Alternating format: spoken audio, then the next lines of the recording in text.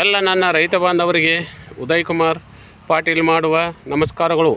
ನಾನು ಇವತ್ತಿನ ದಿವಸ ಡ್ರಿಪ್ಪಿನ ಪೈಪ್ ತೆಗೆಯೋ ಬಗ್ಗೆ ನನ್ನ ರೈತ ಬಾಂಧವರಿಗೆ ಇವತ್ತಿನ ದಿವಸ ನಾನು ಹೇಳ ಬಯಸ್ತೇನೆ.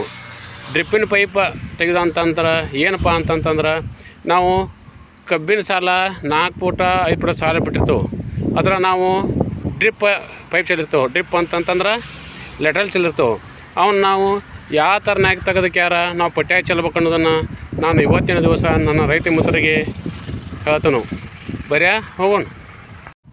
ಈಗೇನು ನಾವು ನೋಡತ್ತೇವಲ್ಲ, ಇದು 4 ಫುಟಿನ ಕಬ್ಬಿನ ಸಾಲ ನೋಡಿರಿ. ಇದು 4 ಫುಟಿನ ಕಬ್ಬಿನ ಸಾಲ. ಇದನ್ನು ನಾನು ಎಲ್ಲ ಡ್ರಿಪ್ ಮಾಡಿದ್ದೇನೆ.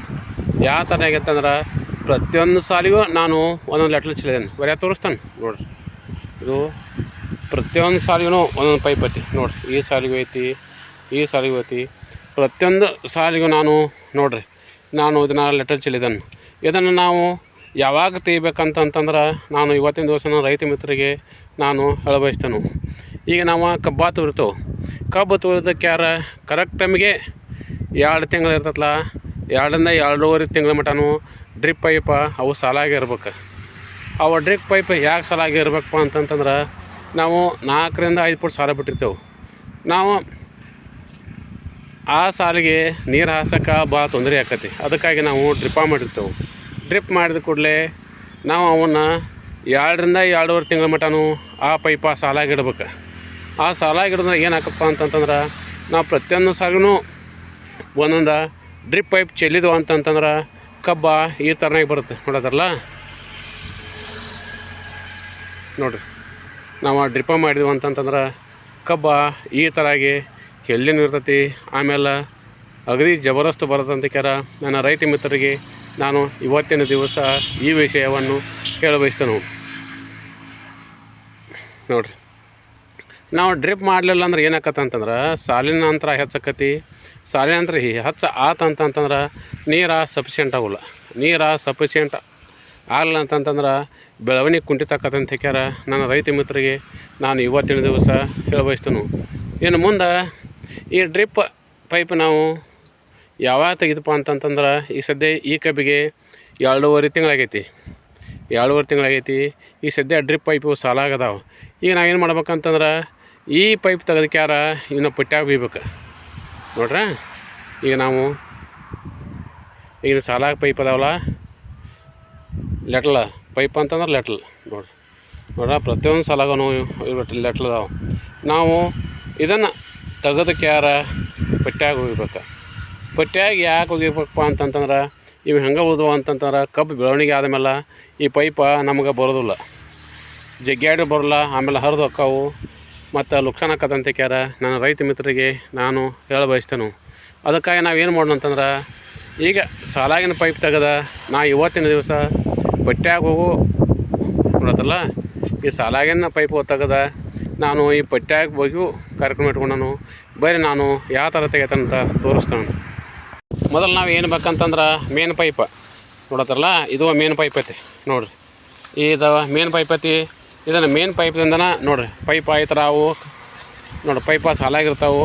ಅದನ್ನು ಒಂದು ಸ್ವಲ್ಪ ನೋಡ್ರ, ಅದಕ್ಕೆ ಪ್ರೆಷರ್ ಕೊಟ್ಟು ಈ ಥರನಾಗಿ ನಾವು ಜಗ್ಗಿಕ್ಕೆ ಮೊದಲು ಸಲ್ ಮಾಡ್ಕೊತ ಹೋಗ್ಬೇಕು ನೋಡ್ತಾವಲ್ಲ, ಈ ಥರನಾಗಿ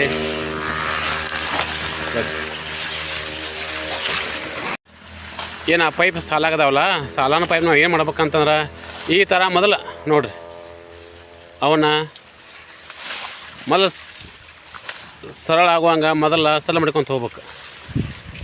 ಈಗ ನಾನು ಈ ಡ್ರಿಪ್ ಪೈಪ್ ಎಲ್ಲ ಸಾಲಾಗದಾವು. ಅವನು ನಾ ಏನು ಮಾಡ್ಸತ್ತನಪ್ಪ ಅಂತಂತಂದ್ರೆ, ನಾ ಅವನ ಪೈಪ್ ತೆಗೆದಕ್ಕೆ ಇವು ಸಾಲಾನ ಪೈಪ್ ತೆಗೆದು ನಾನು ಪಟ್ಯಾಗ ಹೋಗಿಸತ್ತಾನೆ. ಈ ಥರ ಯಾಕೆ ಮಾಡೋದು ಅಂತಂತಂದ್ರೆ, ಈಗ ಕರೆಕ್ಟ್ ಟೈಮ್ಗೆ 2.5 ತಿಂಗಳ ಕಬ್ಬು ಆಗೈತಿದು. ಈಗ ನಾವು ಪೈಪ ಸಾಲಾಗ ಬಿಟ್ಟು ಅಂದ್ರೆ ಏನಾಕತ್ತಪ್ಪ ಅಂತಂತಂದ್ರೆ, ಕಬ್ಬು ಬೆಳವಣಿಗೆ ಭಾಳ ಆಕತಿ. ಮತ್ತು ಅವು ಸಾಲ ಸಿಕ್ಕು ಅಂತಂದ್ರೆ ಬೇರೆ ಬೆಳಿತೈತಿ. ಬೇರೆ ಬೆಳೆದು ಅಂತಂತಂದ್ರೆ, ಈಗ ನಾವು ಒಂದು ಪೈಪ್ ಅದಲ್ಲ, ಈ ಪೈಪ ಇವು ಒಟ್ಟೆ ಬರೋದಿಲ್ಲ. ಇವು ಪೈಪ್ ಬರಲಿಲ್ಲ ಅಂತಂದ್ರೆ ನಾವು ಅಲ್ಲೇ ಬಿಡ್ಬೇಕಾಕತಿ. ಅಲ್ಲೇ ಬಿಟ್ಟು ಅಂತಂತಂದ್ರೆ ನಮಗೆ ಭಾಳ ಲುಕ್ಸಾನ್ ಆಕತಿ. ಯಾಕಂತಂದ್ರೆ ಆ ಲೆಟಲ್ ಪೈಪ 1 ಎಕರೆಗೆ 10,000-15,000 ರೂಪಾಯಿಗೆ ಇದು ಡ್ರಿಪ್ ಪೈಪ್ ಖರ್ಚು ಮಾಡಿರ್ತಾವೆ. ನಾವು ಈ ಪೈಪ ಈ ಥರನಾಗಿ ನಾವು 2.5-3 ತಿಂಗಳು ನೋಡಿದ್ರೆ ಈ ಪೈಪ್ ನಾವು ತೆಗಿಲಿಲ್ಲ ಅಂತಂತಂದ್ರೆ ಈ ಪೈಪೆಲ್ಲ ಬಾದ ಹಾಕಾವಂತ ಹೇಳ್ಯಾರ. ನಾನು ರೈತ ಮಿತ್ರರಿಗೆ ನಾನು ಇವತ್ತಿನ ದಿವಸ ಈ ವಿಷಯವನ್ನು ಹೇಳ ಬಯಸ್ತೇನೆ. ಮತ್ತು ಈಗ ನಾವು ಸಾಲಾಗಿನ ಪೈಪ್ ತೆಗಿಕ್ಯಾರ ನಾವು ಪಟ್ಯಾಗ ಹೇಳ್ತಾವಲ್ಲ, ಇದು ನಮಗೆ ಬೆನಿಫಿಟನ. ಯಾಕಂತಂದ್ರೆ ಈಗ ನಾವು ಈಗ ಸದ್ಯ ಈ ಪೈಪ ಸುತ್ತಬಾರ್ದು. ಯಾಕಂತಂದ್ರೆ ಮಳೆ ಅಚಾನಕ್ ಒಮ್ಮೆ ಹಾಕತಿ ಒಮ್ಮೆ ಹೋಗ್ತೈತಿ. ಆವಾಗ ನಾವು ಈ ಪೈಪ್ ತೆಗೆದು ಪಟ್ಯಾಗಿಟ್ಟು ಅಂತಂದ್ರೆ ಮಳೆ ಭಾಳ ತಂದ್ಕೊಡ್ರೆ ಮತ್ತು ನಾವು ಇದಕ್ಕೆ ನೀರು ಚಾಲು ಮಾಡೋಕ್ಕೆ ಬರ್ತೈತಿ. ಆಮೇಲೆ ಮಾತೇನು ಮಾಡೋಕೆ ಬರತ್ತಪ್ಪ ಅಂತಂತಂದ್ರೆ ಇದ್ರಾಗ ನಾವು ಇಂಚೂರಿ ಮುಖಾಂತರ ಗೊಬ್ಬರ ಬಿಡೋಕೆ ಬರ್ತೈತಿ. ಗೊಬ್ಬರ ನಾವು ಇಂಚೂರಿ ಮುಖಾಂತರ ಬಿಟ್ಟು ಅಂತಂತಂದ್ರೆ ನಮಗೆ ಗೊಬ್ಬರ ಕೊಟ್ಟು ಲೇಬರ್ ಸಂಖ್ಯೆನೂ ಕಡಿಮೆ ಹತ್ತೈತಿ. ಮತ್ತು ಡೈರೆಕ್ಟ್ ಟೈಮಿಗೆ ನಾವು ನೀರಿನ ಮುಖಾಂತರ ಗೊಬ್ಬರ ಈ ಕೈ ಬಿಡ್ಬೋದು ಅಂತ ಹೇಳ್ಯಾರ. ನಾನು ರೈತ ಮಿತ್ರರಿಗೆ ನಾನು ಇವತ್ತಿನ ದಿವಸ ಈ ವಿಷಯವನ್ನು ಹೇಳಬಯಸ್ತೇನೆ. ಮತ್ತು ಈ ಪೈಪ್ ನಾವು ಪಟ್ಯಾಗ ಚಲಾತಾವಲ್ಲ, ಈ ಪೈಪ ಪಟ್ಯಾಗ ಎಡ್ಲಿ ಮಠ ಇರ್ಬೇಕಂತಂದ್ರೆ ಈಗ ನಮಗೆ ಗಣಚೌತಿ ಮಠನೂ ಈ ಪೈಪ ಈ ಪಟ್ಯಾಗಿರ್ಬೇಕು. ಈ ಪಟ್ಯಾಗಿರೋದ್ರಿಂದ ನಮಗೆ ಏನು ನುಕ್ಸಾನ ಆಗೋಲ್ಲ ಮತ್ತು ಹಾನಿ ಆಗೋದಿಲ್ಲ. ಅಲ್ಲಿ ಮಠ ಯಾಕಪ್ಪ ಅಂತಂತಂದ್ರೆ ಗಣಚೌತಿ ಮಠ ಅಂತಂದ್ರೆ ಒಮ್ಮೆ ಅತಿವೃಷ್ಟಿ ಆಕತಿ, ಮಳೆ ಒಮ್ಮೆ ಆಗೋದಿಲ್ಲ. ಅದಕ್ಕಾಗಿ ನಾವು ಮಳೆ ಹೋದಪ್ಪ ಅಂತಂತಂದ್ರೆ ಮತ್ತು ಇದನ್ನು ಡ್ರಿಪ್ ಮುಖಾಂತರ ನಾವು ನೀರು ಹಾಸ್ಬೋದು, ಆಮೇಲೆ ಗೊಬ್ಬರನ ಬಿಡ್ಬೋದು. ಮತ್ತು ಇನ್ನೊಂದು ವಿಷಯ ನಾನು ರೈತ ಮಿತ್ರರಿಗೆ ನಾನು ಹೇಳಬಯಸ್ತೇನೆ. ಏನಂತಂತಂದ್ರೆ ಅಕಸ್ಮಾತ್ ನಮ್ಗೆ ಡೊಣ್ಣ ಹುಳ ಆಗೋ ಚಾನ್ಸ್ ಐತಪ್ಪ ಅಂತಂತಂದ್ರೆ ಇದು ಡ್ರಿಪ್ ಇತ್ತಂತಂದ್ರೆ ಈ ಡ್ರಿಪ್ ಪೈಪ ಈಗ ನಾವು ಸಾಲು ತೆಗಿತಾವಲ್ಲ, ಈ ಸಾಲಿನ ವಾಬಿಗೆ ಈ ಡ್ರಿಪ್ ಪೈಪ್ ಹೋಗೋದಕ್ಕಾರ ನಾವು ಇದ್ರಾಗ ಔಷಧ ಬಿಟ್ಟಿವು ಅಂತಂತಂದ್ರೆ ಆ ಡೊಣ್ಣ ಹುಳ ಪೂರ್ತಿ ನಿರ್ಮೂಲನೆ ಆಕಾವಂತಕ್ಕಾರ ನಾನು ರೈತ ಮಿತ್ರರಿಗೆ ನಾನು ಇವತ್ತಿನ ದಿವಸ ನಾನು ಹೇಳ್ತೇನೆ. ಯಾಕಂದ್ರೆ ಇದನ್ನೆಲ್ಲ ನಾನು ನನ್ನ ಸ್ವಂತ ಪ್ರಾಕ್ಟಿಕಲ್ ಮಾಡಿನ ನಾನು ರೈತ ಮಿತ್ರರಿಗೆ ನಾನು ಈ ವಿಷಯವನ್ನು ಹೇಳ್ತೇನಂತ. ಈಗ ನಾ ಏನು ಮಾಡಿನಪ್ಪ ಅಂತಂದ್ರೆ ಈ ಸಾಲಾಗಿನ ಪೈಪ್ ತೆಗೆದಕ್ಯಾರ ನಾನು ನೋಡ್ರಿ ಈ ಥರಾಗ ಪಟ್ಯಾಗ ಚೆಲ್ಲಿದಾನೆ ನೋಡ್ರಿ. ಈ ಥರಾಗೆ ನಾನು ಸಾಲಾಗಿನ ಪೈಪ್ ತೆಗೆದ ಪಟ್ಯಾಗ ಚೆಲ್ಲಿದಾನೆ. ಈ ಥರಾಗೆ ಪಟ್ಯಾಗ ಚೆಲ್ಲೋದ್ರಿಂದ ನಮಗೆ ಯಾವುದೇ ಥರ ನುಕ್ಸಾನ ಆಗೋದಿಲ್ಲ. ಯಾಕಂತಂದ್ರೆ ಇದು 2 ಸಾಲ ಮಧ್ಯೆ ಇರ್ತೈತಿ. ಇದನ್ನು ಇಲ್ಲಿನೂ ಕಡಿದಿಲ್ಲ, ಆಮೇಲೆ ನಮ್ಗೆ ಯಾವುದೇ ರೀತಿಯೂ ತೊಂದರೆ ಆಗೋದಿಲ್ಲ ಮತ್ತು ಇದರ ನುಕ್ಸಾನ ಆಗೋದಿಲ್ಲ. ಅದಕ್ಕಾಗಿ ನಾನು ರೈತ ಮಿತ್ರ ಏನು ಹೇಳ್ತಂತಂದ್ರೆ ಈಗ ನಾವು ಕಬ್ಬಿನ ಸಾಲಾಗ ನಾವು ಡ್ರಿಪ್ ಪೈಪ್ ಚೆಲ್ಲಿರ್ತೇವೆ. ಅದನ್ನು ನಾವು 2-2.5 ತಿಂಗಳಿಗೊಮ್ಮೆ ಈ ಪೈಪ್ ಸಾಲಾಗಿನ ಪೈಪ್ ತೆಗೆದಕ್ಯಾರ ಹಿಂಗೆ ಪಟ್ಯಾಗ ಚೆಲ್ಲಿದ್ವು ಅಂತಂತಂದ್ರೆ ನಮಗೆ ವ್ಯವಸಾಯ ಮಾಡೋಕೆ ಭಾಳ ಹಗರ ಆಕತ್ತಂತ ಹೇಳ್ಯಾರ. ನಾನು ರೈತ ಮಿತ್ರರಿಗೆ ನಾನು ಹೇಳ್ತಾನು. ಮತ್ತು ಹಿಂಗೆ ನಾವು ಪಟ್ಯಾಗ ಡ್ರಿಪ್ ಪೈಪ್ ಚೆಲ್ಲಿದ್ವು ಅಂತಂತಂದ್ರೆ ಏನಾಗತ್ತಪ್ಪ ಅಂತಂದ್ರೆ ನಾಳೆ ನಾವು ಇದನ್ನು ಚಲೋ ತಮ್ಮನೂ ಸುತ್ತಿಡಬಹುದು. ಗೊತ್ತಲ್ಲ, ಇದು ಪಟ್ಯಾಗ ಬಿದ್ದಿತ್ತು ಅಂತಂದ್ರೆ ಇದನ್ನು ನಾವು ಭಾಳ ಹಗರ ನಮಗೆ ನಾನು ಸುತ್ತಾಕು ಅನುಕೂಲ ಆಕತ್ತಂತ ಹೇಳ್ಯಾರ. ನನ್ನ ರೈತ ಮಿತ್ರರಿಗೆ ನಾನು ಈ ವಿಷಯವನ್ನು ಹೇಳ್ತಾನು. ನೋಡಿರಿ ನಾ ಹೇಗೆ ಮಾಡಿ ಅಂತಂದ್ರೆ ಈಗ ಎಲ್ಲ